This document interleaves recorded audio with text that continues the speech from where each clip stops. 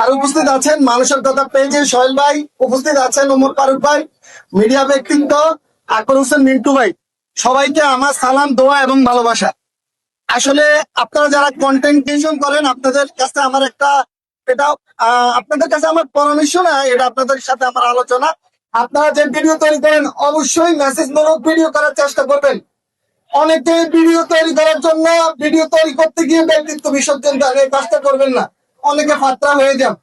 আপনি একজনকে ফলো করতে পারেন, কিন্তু ফলো করে তার ভিডিও ডাউনলোড করে আপলোড দিবেন, আপনি আরেকজনের ফ্যান হয়ে গেছেন।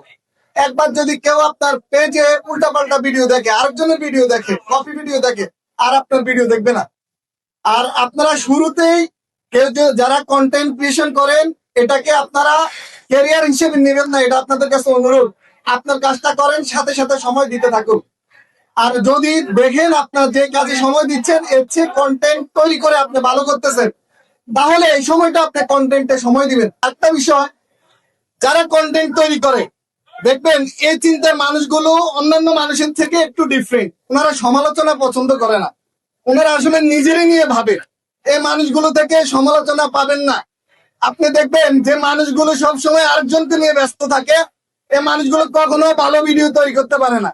আপনার জীবনে যদি বিনয় থাকে আপনার কাছে, আপনার আচরণ যদি ভালো থাকে, মনে রাখবেন মানুষ আপনার আচরণের কারণে আপনার প্রতি মুগ্ধ হয়ে যাবে। একটা না একটা সময় আপনি সফল হয়ে যাবেন। আমরা অনেক পলিটিক্যাল লোক দেখি, আপনি দেখবেন যারা রাজনীতি করে, ওনার এলাকার মধ্যে কোনো সমস্যা হলে ওনার রাজনীতিটা শেষ হয়ে যায়। কিন্তু আপনি যদি কন্টেন্ট তৈরি করেন, আপনাকে কেউ আটকে রাখতে পারবেন না। আপনি যখন দেশ থেকে বিদেশ চলে যাবেন, ওইখানে গিয়ে আরো ভালো করতে পারবেন।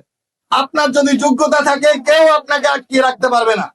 আপনার যদি যোগ্যতা থাকে, কেউ আপনাকে আটকিয়ে রাখতে পারবে না। একটা সময় সেলিব্রিটি হওয়ার জন্য অনেক বড় পরিচালকের কাছে যেতে হতো, কিন্তু এখন আর যেতে হয় না। আপনার ভিতরে যদি কিছু থাকে, আপনার চেষ্টা করুন। শুরুতে একটা বিষয় খেয়াল রাখবেন, ভিডিওটা ভালো করার চেষ্টা করবেন। আপনার ভিডিও যদি ক্লিয়ার থাকে, ফেসবুক কোম্পানি দায়িত্ব নিয়ে ভিডিওটা ভাইরাল করে দেবে। আর টুকটাকে গাইডলাইন গুলা দেখার জন্য আপনারা রবিন রাফানের ভাইয়ের ভিডিও দেখবেন। রবিন রাফান ভাইয়ের পেজে উনি এই ভিডিও নিয়ে গুরুত্বপূর্ণ মেসেজ নিয়ে ভিডিও করে। আজকের এই প্রোগ্রামটা যিনি যারা আয়োজন করেছেন, এই সাইফুল ভাই, মিনাজ ভাই, আরিফ ভাই, ওনাদেরকে অসংখ্য ধন্যবাদ এবং ভালোবাসা। এই যে এই কচুয়া উপজেলার ইতিহাসে ধরতে গেলে প্রথম একটা মিট আপের ওনারা আয়োজন করেছেন, ওনারা উদ্যোগ নিয়ে।